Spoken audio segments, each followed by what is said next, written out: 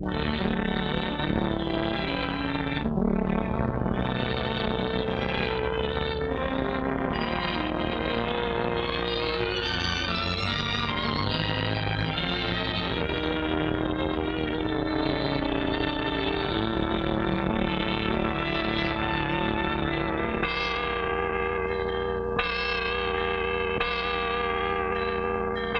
one memorable day not long ago, we Americans from every walk of life paused to give thanks to Providence for the end of the most vicious and horrible war in history. Soberly, we faced one of the many new and inevitable problems that peace had brought us.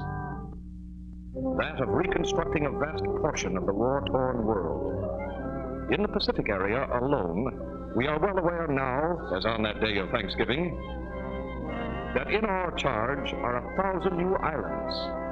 Many are mere pinpoints of lush greenery, unnamed and almost unknown. Others are larger land areas, whose names like Okinawa, Saipan, Palau, Kwajalein are quite familiar to us all.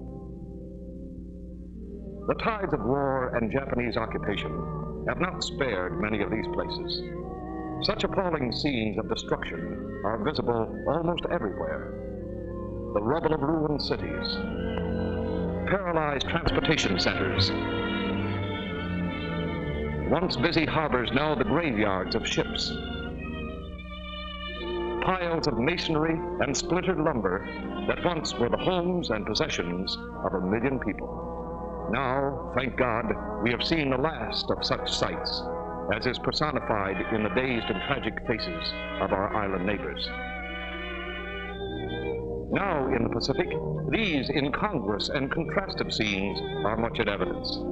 Americans today are rebuilding the peace, happily doing such small jobs as providing a milk supply for an undernourished native population as they are the big ones. The big ones?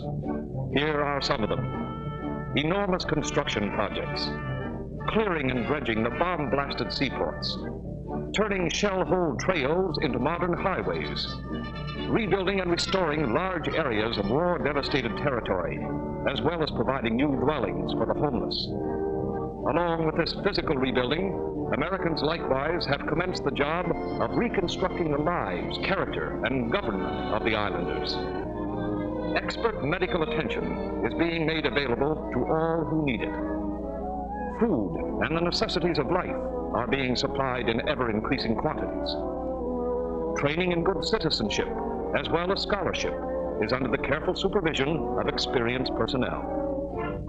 In many other ways, such as in the various rehabilitation programs and in the reorganization and maintenance of discipline, we are helping the Pacific War victims start a new life. All of this work is under the supervision of the Allied military government, which has headquarters established in many strategic locations in the Pacific area. Our occupation forces are solving this reconstruction problem by turning our fighting military might, our Pacific swords, into the plowshares of goodwill and prosperity.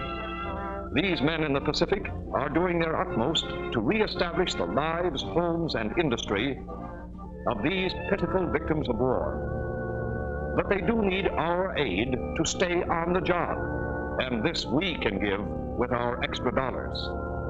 To help our forces in this work, our Pacific problem of building and strengthening the bonds of commerce, prosperity, and humanity, the bonds of victory, let us invest our money now in victory bonds.